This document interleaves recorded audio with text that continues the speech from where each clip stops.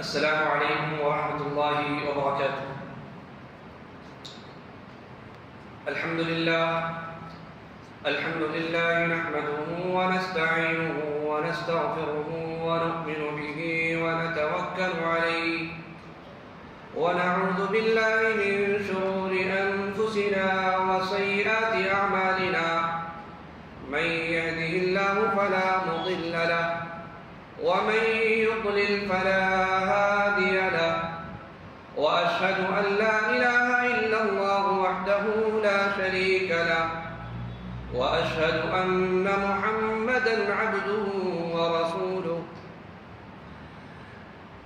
أما بعد فإن خير الحديث كتاب الله وخير الهدي هدي محمد صلى الله عليه وسلم وشر الأمور محدثاتها وكل محدثة بدعة وكل بدعة ضلالة وكل ضلالة في النار. أعوذ بالله السميع العليم من الشيطان الرجيم. بسم الله الرحمن الرحيم. يا أيها الذين آمنوا اتقوا الله حق تقاته ولا تموتن إلا وأنتم مسلمون.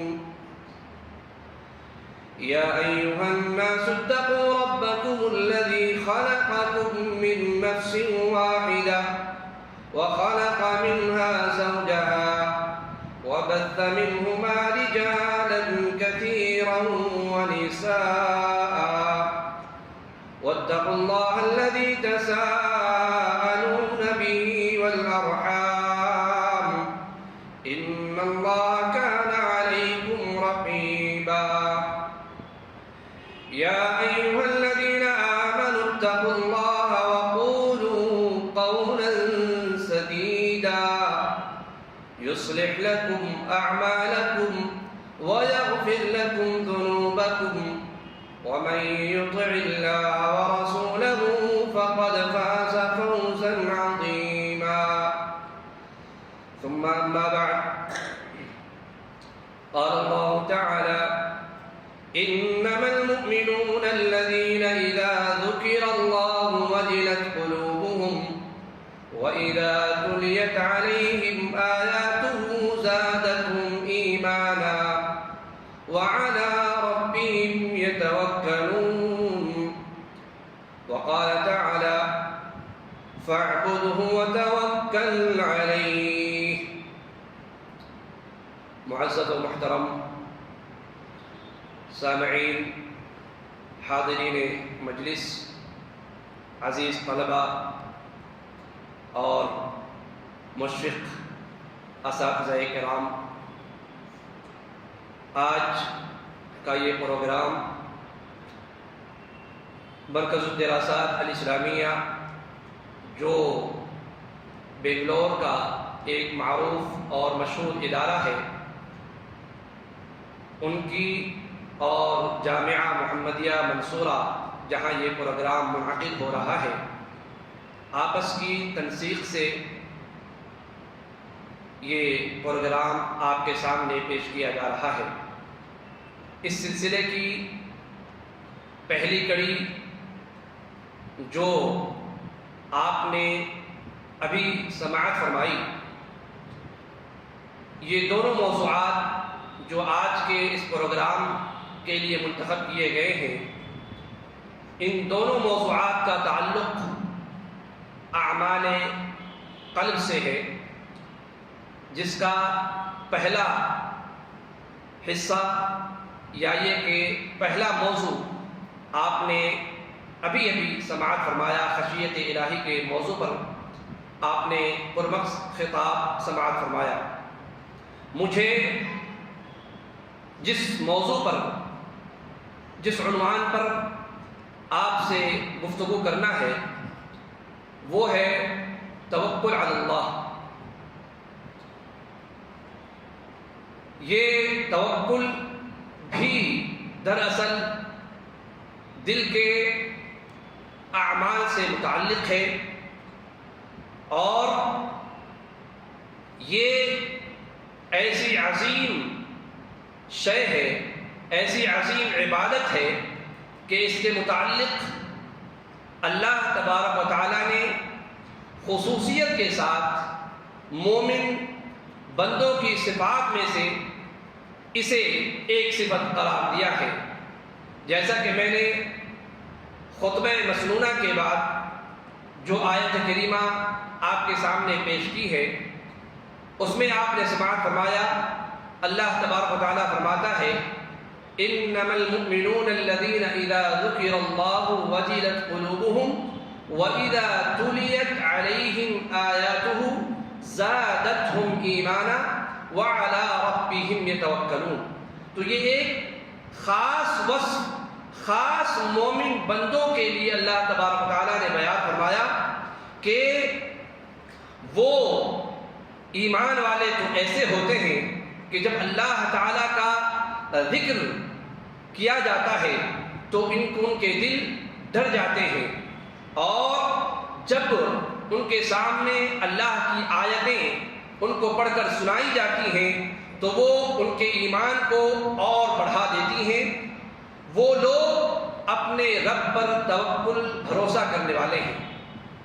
قبل اس کے کہ میں موضوع کو آگے بڑھاؤں، مناسب ہی ہے کہ موضوع کی مختصر سی تشریح آپ کے سامنے کر دی جائے۔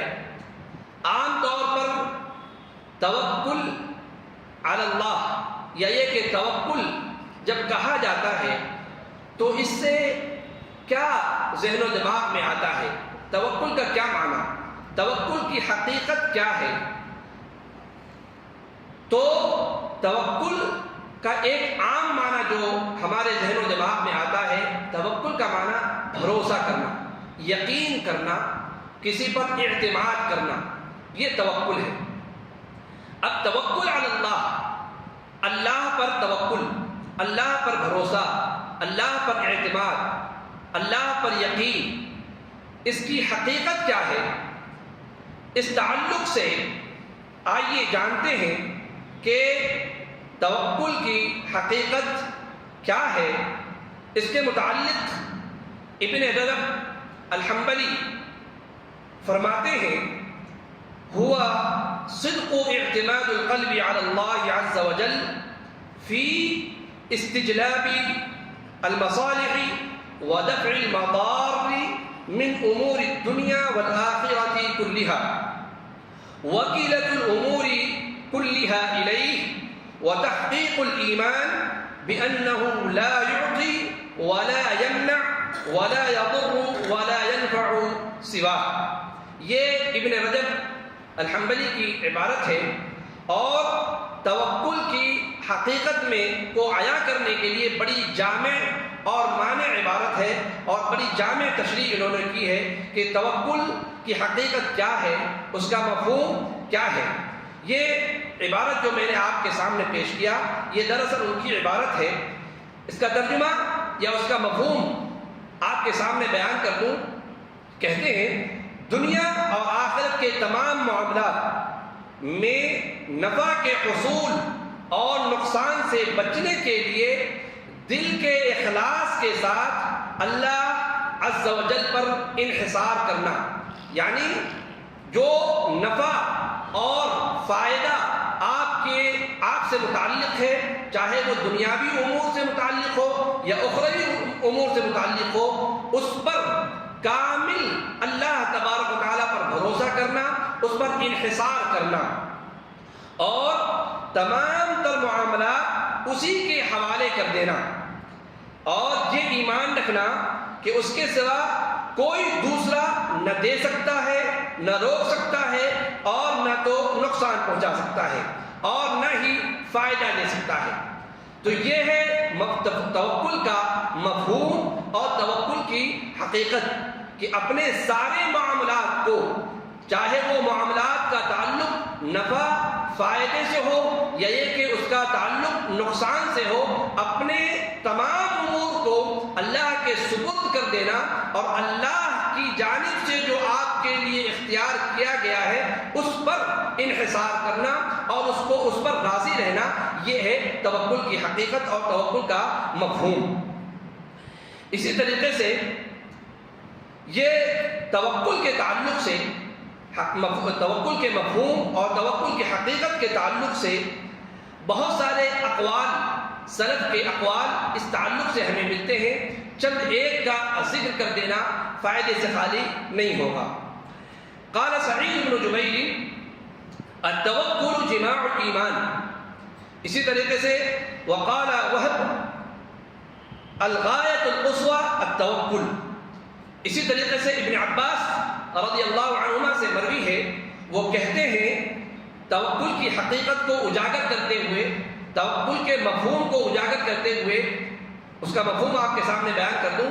ابن عباس کہتے ہیں کہ جن کو یہ پسند ہے، جو یہ پسند کرتا ہے، جو یہ چاہتا ہے، جس کی یہ خواہش ہے کہ وہ لوگوں کے سامنے اقوى الناس، لوگوں میں سب سے مضبوط دکھے، سب سے مضبوط اس کا اثر ہو لوگوں کے درمیان، تو اسے چاہیے کہ وہ اللہ پر کامل بھروسہ کرے، کامل یقین رکھے، کامل توکل کرے۔ یہ ابن عباس رضی اللہ عنہ کے قول کا مفہوم آپ کے سامنے پیش کیا۔ اسی طریقے سے اللہ پر توکل کرنا یہ ایمان کے شرائط میں سے، اللہ پر توکل کرنا، اللہ پر کامل یقین رکھنا، یہ ایمان کے شرائط میں سے۔ اور یہ آپ کو معلوم ہے کہ جب کوئی چیز شرط ہوتی ہے تو مشروط اس سے اس کا تعلق ہوتا ہے۔ جب تک شرط اگر پوری نہیں ہے تو مشروط کا پورا ہونا ممکن نہیں ہے۔ تو شرط اور مشروط یعنی ایمان کے شرائط میں سے ہے کہ اللہ پر ایمان ہو، اللہ پر توکل اور اللہ پر بھروسہ پورا رہے۔ اللہ تبارک تعالیٰ نے ارشاد فرمایا وَعَلَى اللَّهِ فَتَوَكَّلُوا إِن كُنتُم مُّؤْمِنِينَ، یہ ایمان کے شرائط میں سے ایک شرط ہے کہ اللہ پر کامل بھروسہ اور کامل یقین رکھا جائے۔ کیا کہا؟ وَعَلَى اللَّهِ فَتَوَكَّلُوا إِن كُنتُم مُّؤْمِنِينَ، کہ تمہیں اللہ پر بھروسہ کرنا چاہیے، یا تم اللہ پر بھروسہ کرو۔ ان کنتم مؤمنین، اگر تم مومن ہو، یعنی تمہارے مومن ہونے کے لیے یہ ضروری ہے، یہ انواریہ ہے، یہ لازمی ہے کہ تمہیں اللہ پر کامل یقین اور کامل بھروسہ کرنا ہی ہوگا۔ اگر تم مومن ہو تو اللہ تعالیٰ پر مکمل بھروسہ رکھو۔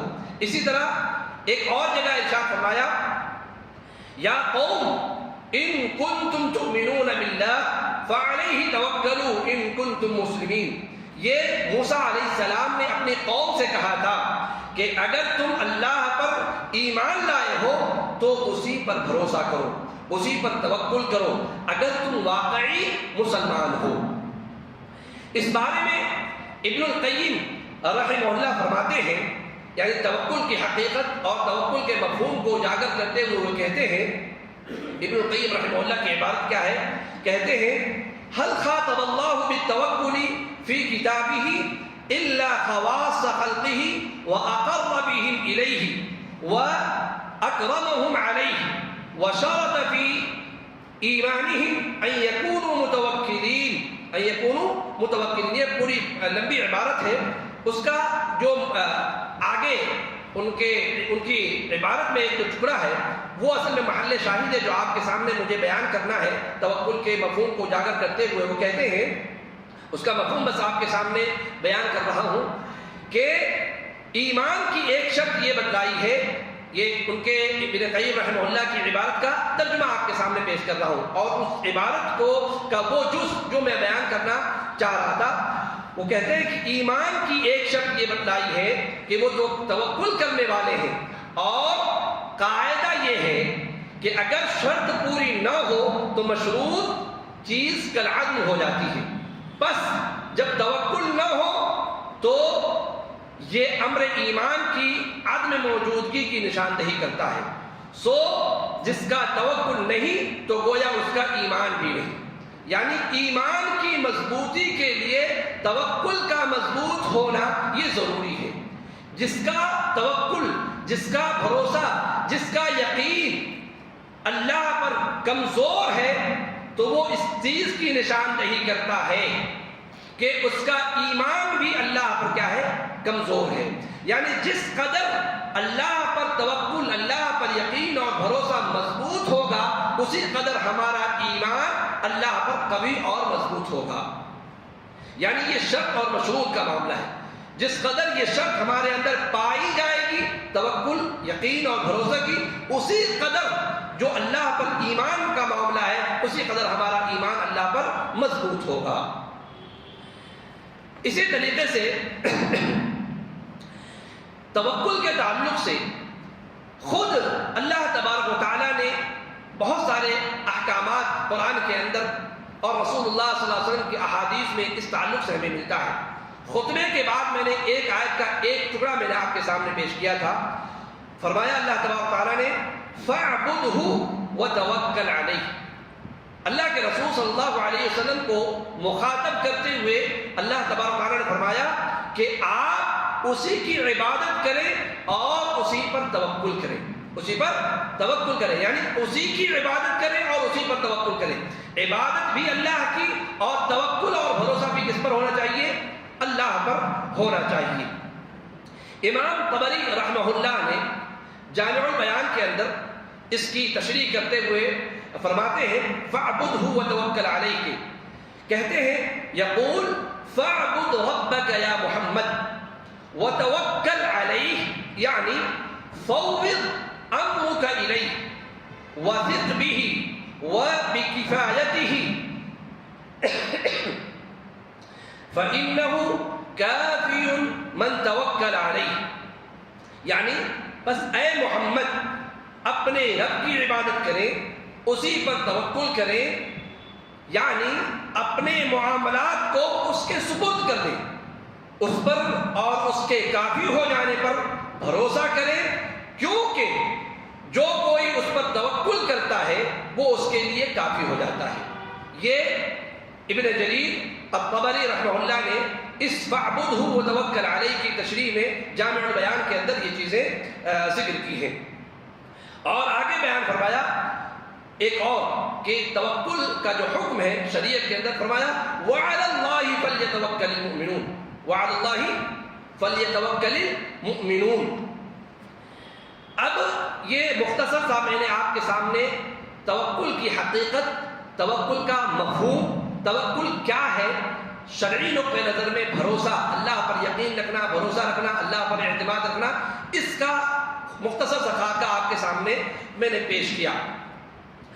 اب آئیے آگے بڑھتے ہیں. دوسرا نقطہ جو ہمارے موضوع سے ہے ما هو صدق التوکل علی اللہ، یعنی اللہ پر کیسا اور کس طرح کا بھروسہ ہونا چاہیے اور کتنا ہونا چاہیے. اللہ پر کیسا، کس طرح کا بھروسہ اور کتنا بھروسہ ہونا چاہیے، یا کب ہم کتنا اللہ پر توکل اور بھروسہ کریں کہ جس کو ہم کہیں کہ ہاں یہ صدق ہے، یہ سچا بھروسہ ہے، یہ صحیح بھروسہ ہے. اس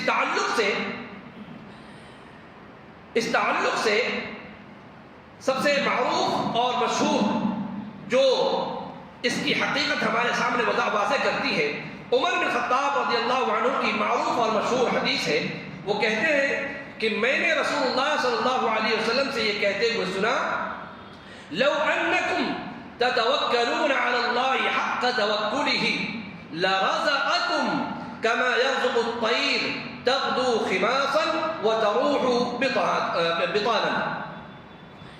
اگر تم اللہ پر اس طرح توکل کرو جس طرح اس پر توکل کرنے کا، اس پر اعتماد کرنے کا، اس پر یقین کرنے کا حق ہے، تو اللہ تعالیٰ تمہیں اسی طرح رزق دے گا جس طرح پرندوں کو وہ رزق دیتا ہے کہ صبح کے وقت وہ خالی پیٹ اپنے گھونسلوں سے نکلتے ہیں اور شام کو جو وہ اپنے گھونسلوں میں لوٹتے ہیں تو اس کا وہ شکم شیر ہوتے ہیں، وہ شکم شیر ہوتے ہیں، یعنی اس کا پیٹ بھرا ہوتا ہے.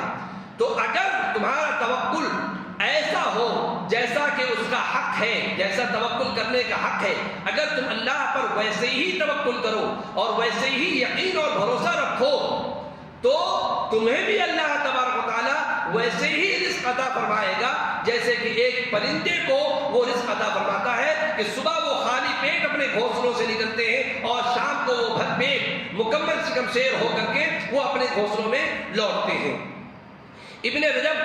امام ابن رجب الحنبلی رحمہ اللہ فرماتے ہیں، اس حدیث کی تشریح کرتے ہوئے کہتے ہیں وَهَذَا الْحَدِيثُ أَصْلٌ فِي التَّوَكُّلِ، یہ جو حدیث ہے جو ابھی آپ کے سامنے میں نے پیش کی، کہتے ہیں کہ یہ حدیث توکل کی بنیاد ہے، توکل کی اصل ہے، یہ رزق کے تلاش کے عظیم ترین اسباب میں سے ہے۔ عبارت ابن رجب الحنبلی کی یہ ہے، کہتے ہیں وَهَذَا الْحَدِيثُ أَصْلٌ فِي التَّوَكُّلِ وَأَنَّهُ مِنْ أَعْظَمِ الْأَسْبَابِ الَّتِي يُسْتَجْلَبُ بِهَا الرِّزْقُ قال الله عز وجل ومن يتق الله يجعل له مخرجا ويرزقه من حيث لا يحتسب ومن يتوكل على الله فهو حسبه وقد قرأ النبي صلى الله عليه وسلم هذه الآية على أبي ذر وقال له لو أن الناس كلهم أخذوا بها لكفتهم، يعني لو أنهم حققوا التقوى والتوكل لَاكْتَفَوْا بِذَلِكَ فِي مَصَالِحِ دِينِهِمْ وَدُنْيَاهُمْ۔ یہ عبارت ابن رجب الحنبلی کی ہے، وہ کہتے ہیں کہ یہ حدیث توکل کی اصل ہے، توکل کی بنیاد ہے، یہ رزق کی تلاش کے عظیم ترین اسباب میں سے ایک ہے۔ اللہ عز و جل فرماتا ہے کہ جو کوئی اللہ سے ڈرتا ہے اس کے لیے راستہ بنا دیتا ہے، وَمَن يَتَّقِ اللَّهَ يَجْعَل لَّهُ مَخْرَجًا، اور اسے وہاں سے رزق دیتا ہے جہاں سے اسے وہم و گمان بھی نہیں ہوتا۔ وَمَن يَتَّقِ اللَّهَ يَجْعَل لَّهُ مَخْرَجًا وَيَرْزُقْهُ مِنْ حَيْثُ لَا يَحْتَسِبُ، یعنی اسے وہاں سے وہ رزق کی فراہمی جو ہے کرتا ہے کہ جہاں سے اس کا وہم و گمان بھی نہیں ہوتا۔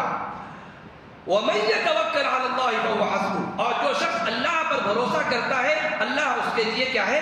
کافی ہے۔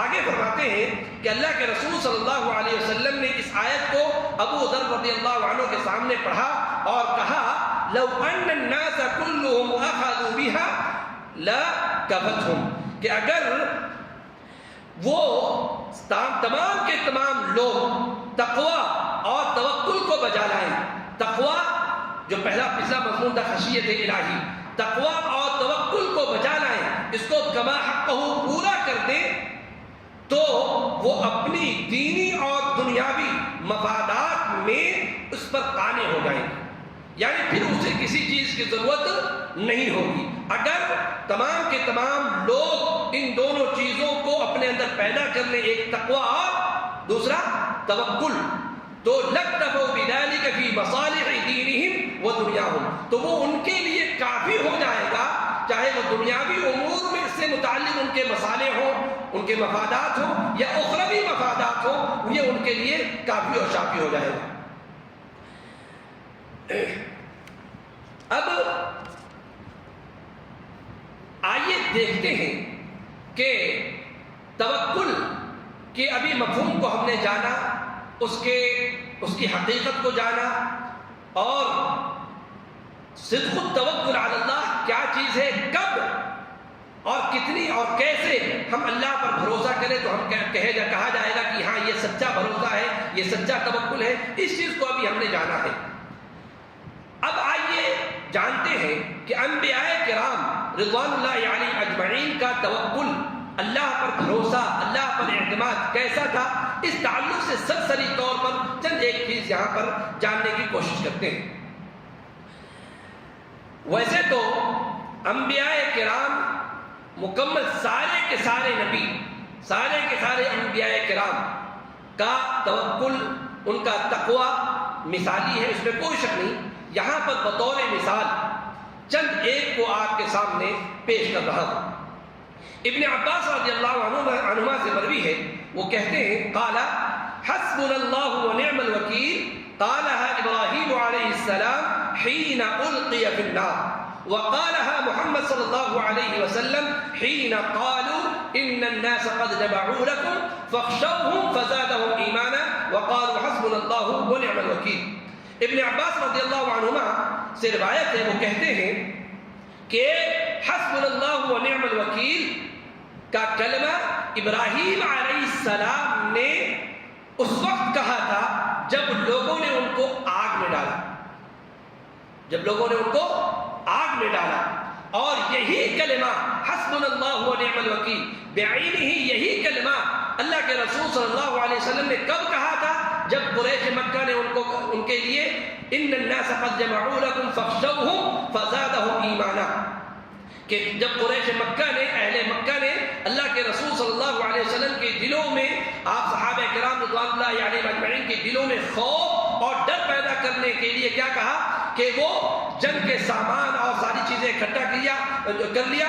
تو اور اس بات کی خبر لگی اللہ کے رسول صلی اللہ علیہ وسلم کو کہ یہ ہمارے جو مشرکین مکہ ہیں وہ ایسا کر رہے ہیں. ان الناس قد جمعوا لكم فاخشوهم، ان کو ڈروایا دراصل اصحاب رسول کو اور رسول اللہ صلی اللہ علیہ وسلم کو. تو وہ ڈر جو حقیقت میں ساز و سامان کا اور جنگ کے تعلق سے جو چیزیں انہوں نے پروگرام بنایا تھا مشرکین مکہ نے، جب یہ خبر اللہ کے رسول صلی اللہ علیہ وسلم تک پہنچی فزادہم ایمانا، تو بجائے اس کے کہ آپ صلی اللہ علیہ وسلم کے دلوں میں خوف، ہراس اور ڈر پیدا ہو، فزادہم ایمانا، رسول اللہ صلی اللہ علیہ وسلم کا دل اور زیادہ ایمان سے بھر گیا، معمور ہو گیا، اور صحابہ کرام رضوان اللہ علیہم اجمعین کا ایمان اور زیادہ بڑھ گیا. فزادہم ایمانا. اور اس وقت اللہ کے رسول صلی اللہ علیہ وسلم نے فرمایا حسبنا اللہ و نعم الوکیل. اسی طریقے سے اور بھی کچھ چیزیں موسیٰ علیہ السلام کے واقعے میں ہمیں کئی ایک موقع پر یہ توکل ہمیں ملتا ہے، اس کا سبق ہمیں ملتا ہے. کیسے؟ جب موسیٰ علیہ السلام کو قوم کے ساتھ وہ اس مدین سے نکل رہے تھے، مدین کی طرف جا رہے تھے اور مصر کو وہ چھوڑ رہے تھے، اور اس کے پیچھے ان کے دشمن ان کے پیچھے تھے، یہاں تک کہ سامنے سمندر آ گیا، اور ان کی قوم جو موسیٰ علیہ السلام کے ساتھ تھی وہ خوف اور ڈر میں مبتلا ہو گئی، اور کیا کہا کہ ہمارا جو لشکر ہے وہ پکڑ لیا گیا، وہ سامنے پیچھے فوج آ چکی ہے، اب ہم بچ نہیں پائیں گے، ہمارے لیے اور کوئی راستہ نہیں ہے. ایسے میں کیا فرمایا؟ فلما ترى الجمعان قال اصحاب موسى انا لمدركون قال كلا ان معي ربي سيهدين. یہ موسیٰ علیہ السلام کا توکل ہے. کیا کہ جب ان کی قوم نے کہا کہ ہم تو بس اب دھر لیے گئے ہیں، پکڑ لیے گئے ہیں، موسیٰ علیہ السلام یہ نبی ہے نا، کیا کہا؟ کلا، اس سے خوف مت کھاؤ جو سامنے تم کو نظر آ رہے ہیں. ان معي ربي سيهدين، میرے ساتھ میرا رب ہے جو مجھے ہدایت دینے والا ہے، جو اس پریشانی سے مجھے نکالنے والا ہے. اور کیا ہوا؟ گرچہ وہ قوم پیچھے تھی، حکم ہوا کہ لاٹھی مارو. وہ سمندر جو ایک سمندر بظاہر تھا، لاٹھی مارا اور بیچ میں راستہ ہو گیا، مین روڈ اور شارع عام بن گیا وہ راستہ. اور وہی راستہ ایک کے لیے نجات کا ذریعہ بنا اور دوسرے کے لیے ہلاک کا ذریعہ بنا. وہی ایک راستہ، سمندر کا راستہ، ایک کے لیے نجات کا ذریعہ بنا، دوسرے کے لیے ہلاک کا ذریعہ بنا. تو یہ موسیٰ علیہ السلام کا بھروسہ ہے. اسی طریقے سے ایک اور موسیٰ علیہ السلام ہی کا کے تعلق سے اللہ تعالیٰ نے فرمایا وَلَمَّا وَرَدَ مَاءَ مَدْيَنَ وَجَدَ عَلَيْهِ أُمَّةً مِّنَ النَّاسِ يَسْقُونَ وَوَجَدَ مِن دُونِهِمْ امْرَأَتَيْنِ تَذُودَانِ قَالَ مَا خَطْبُكُمَا قَالَتَا لَا نَسْقِي حَتَّى يُصْدِرَ الرِّعَاءُ وَأَبُونَا شَيْخٌ كَبِيرٌ فَسَقَىٰ لَهُمَا ثُمَّ تَوَلَّىٰ إِلَى الظِّلِّ فَقَالَ رَبِّ إِنِّي لِمَا أَنزَلْتَ إِلَيَّ مِن خَيْرٍ فَقِيرٌ إِلَىٰ آخِرِ الْآيَةِ. اس تعلق سے اس موقع پر مفسرین لکھتے ہیں اس آیت کی تفسیر میں کہ موسیٰ علیہ السلام 3 دن سے بھوکے تھے. کتنے دنوں سے؟ 3 دن سے بھوکے تھے، کوئی کھانے پینے کی چیز ان تک پہنچی نہیں تھی. قال رب إني لما أنزلت إلي من خير فقير فجاءت إحداهما تمشي على استحياء قالت إن أبي يدعوك ليجزيك أجر ما سقيت لنا. یہ توکل ہے. ان دو لڑکیوں کو جن کو پانی ڈول سے نکال کے بھرا تھا، وہ گھر گئی واپس، اور واپس وہاں سے بلانے کے لیے ان کے والد محترم نے بلاوا بھیجا کہ ان کو لے کر کے آؤ. فجاءته احداهما تمشي على استحياء قالت ان ابي يدعوك ليجزيك اجر ما سقيت لنا.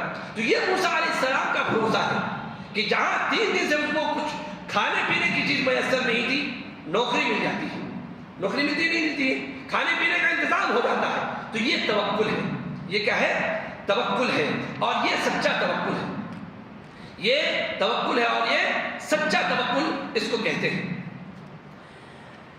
آئیے اب موضوع سے کا ایک دوسرا یا تیسرا رخ کہ توکل اسباب اختیار کرنے کے مخالف نہیں. بھروسہ جو ہے، اعتماد، اللہ پر بھروسہ کرنا، اللہ پر اعتماد کرنا، یقین کرنا، یہ اسباب کے اختیار کرنے سے روکتا نہیں ہے، بلکہ اسباب کے اختیار کرنے پر یہ ابھارتا ہے. شریعت کی تعلیم ہمیں ابھارتی ہے کہ اسباب اختیار کیا جائے. ایسا نہ ہو کہ ہم گھروں میں بیٹھے رہیں اور کہیں من صلوہ کا نزول ہوگا. ایسا نہیں. اسباب کا اختیار کرنا یہ عین توکل ہے. سبب کا اختیار کرنا یہ عین توکل ہے. یہ توکل کے، اعتماد کے، اللہ پر بھروسہ کے منافی نہیں ہے، بلکہ اس کا حکم ہے.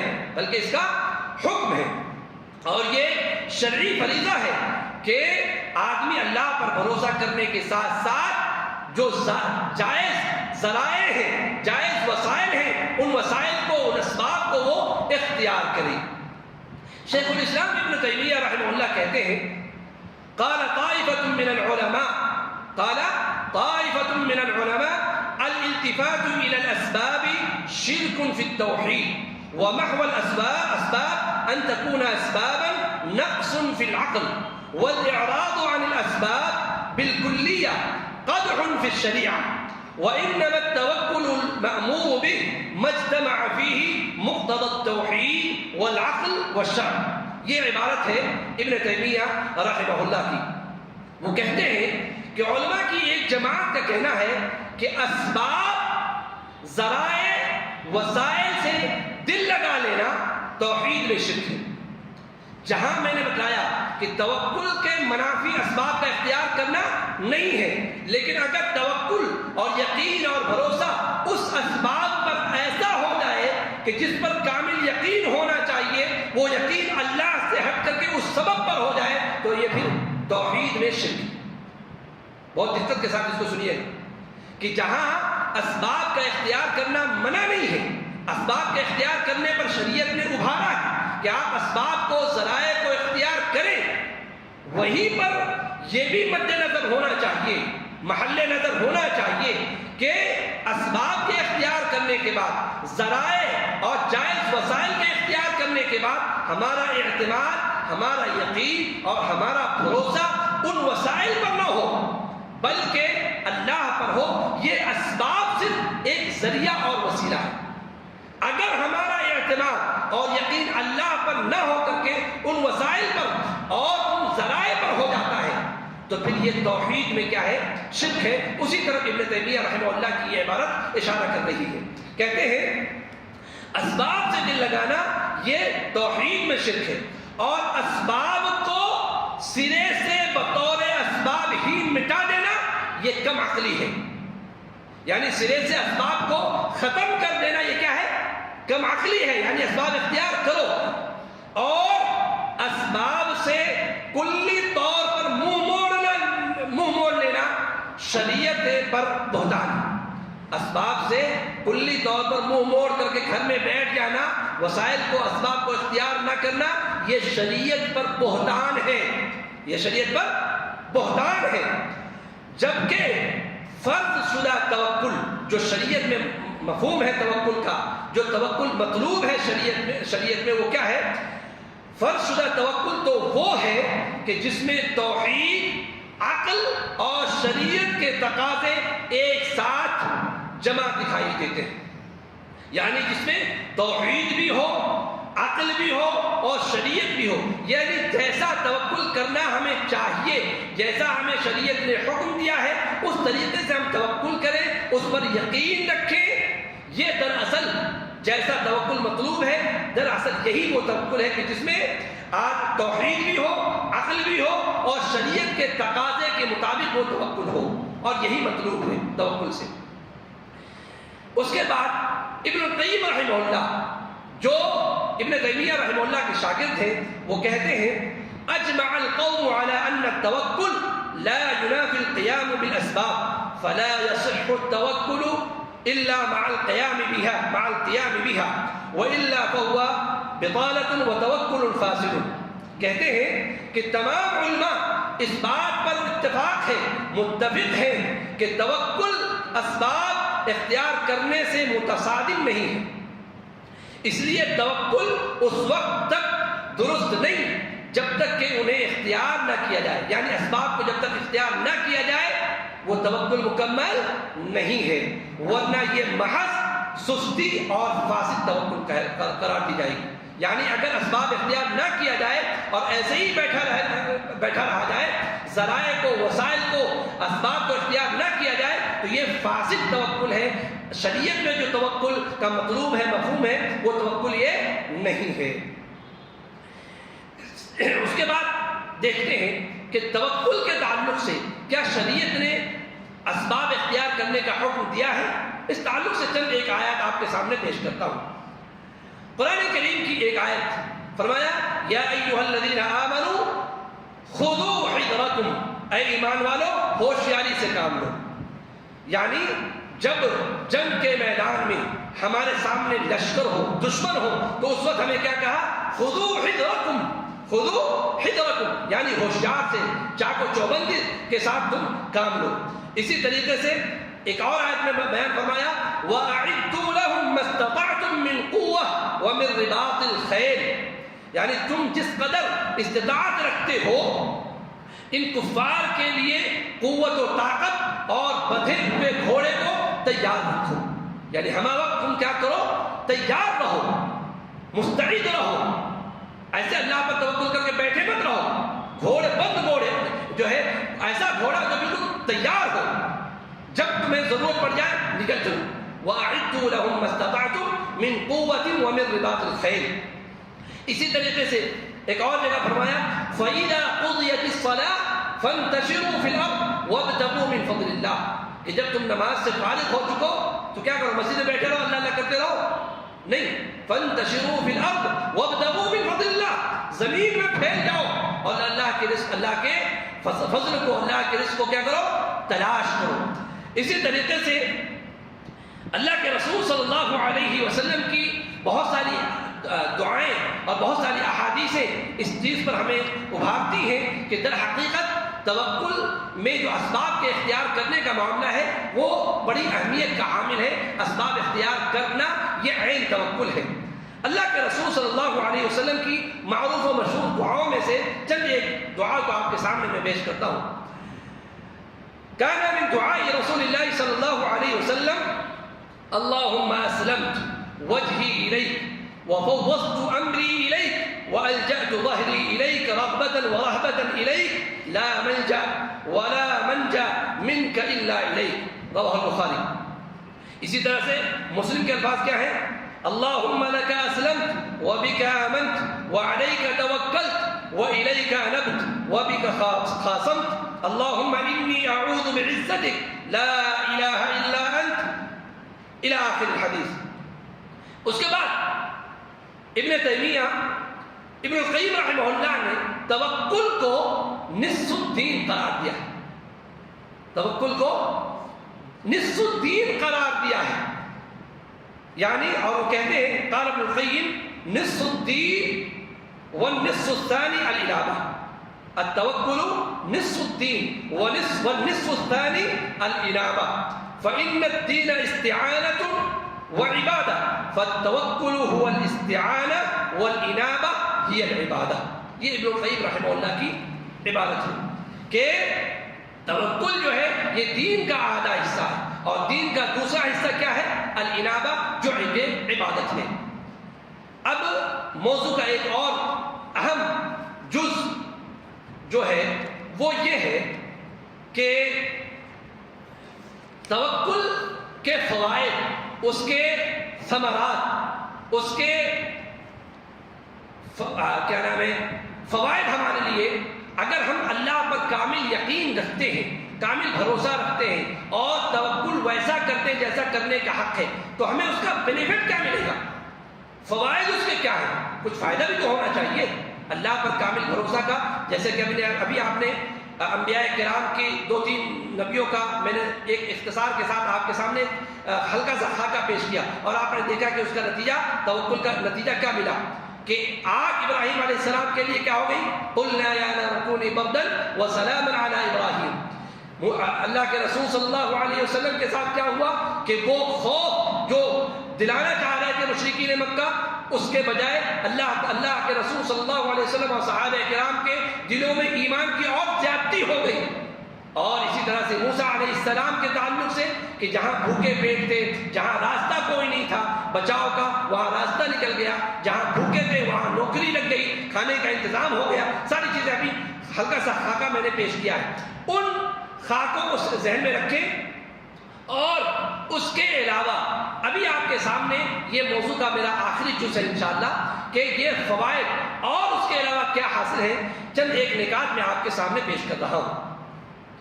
پہلا فائدہ توکل کا یہ ہے، اللہ پر بھروسہ کرنے کا پہلا فائدہ یہ ہے کہ اللہ تبارک و تعالیٰ اس سے محبت کرنے لگتا ہے. فرمایا فَتَوَكَّلْ عَلَى اللَّهِ إِنَّ اللَّهَ يُحِبُّ الْمُتَوَكِّلِينَ. اللہ پر بھروسہ کرو، اللہ پر یقین کرو. کیوں؟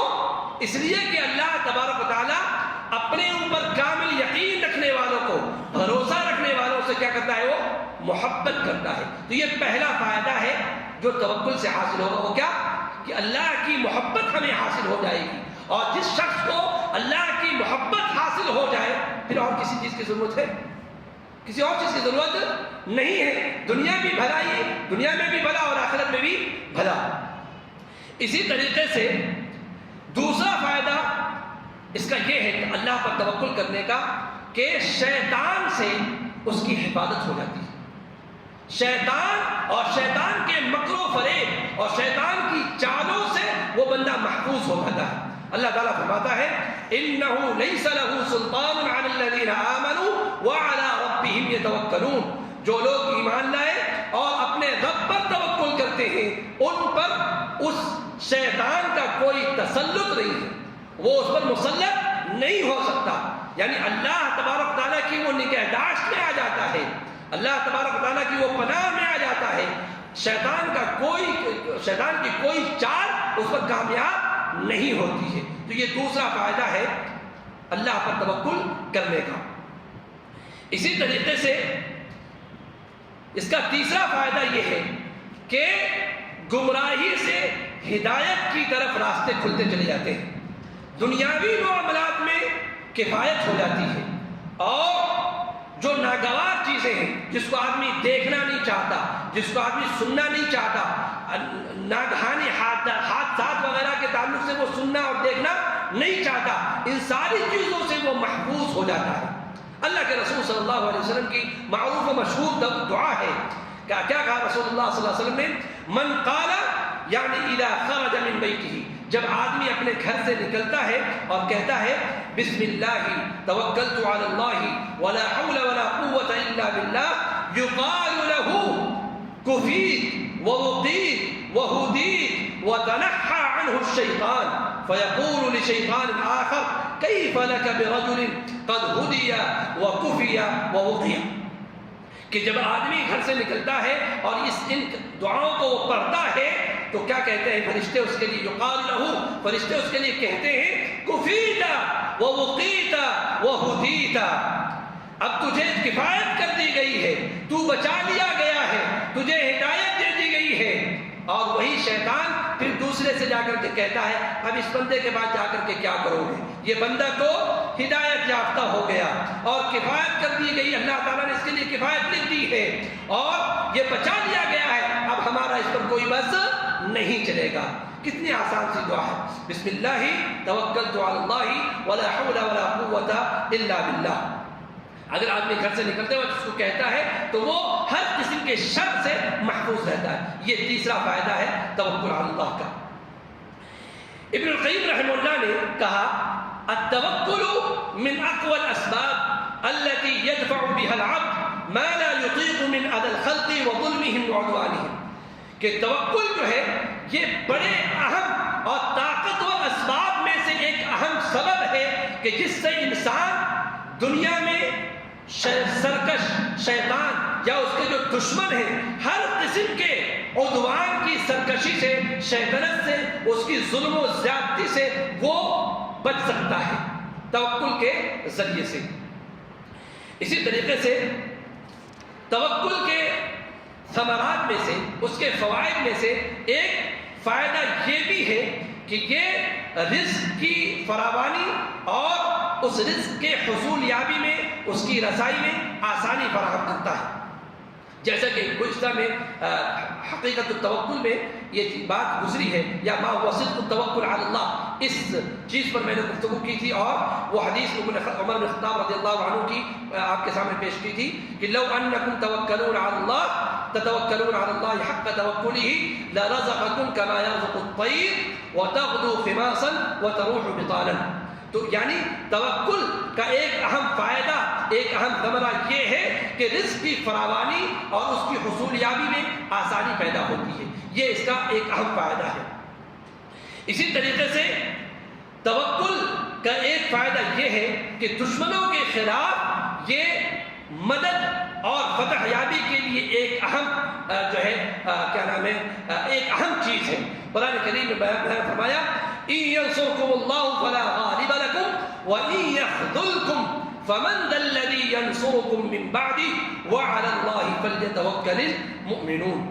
تو یہ چند ایک فوائد کو انبیاء کرام کے واقعات کو آپ کے سامنے میں نے اختصار کے سامنے ذکر کیا تھا، اور یہ چند ایک جو ہے ثمرات اور اس کے فوائد کو میں نے آپ کے سامنے ابھی پیش کیا جو توکل کے فوائد ہیں، اس کے ثمرات ہیں.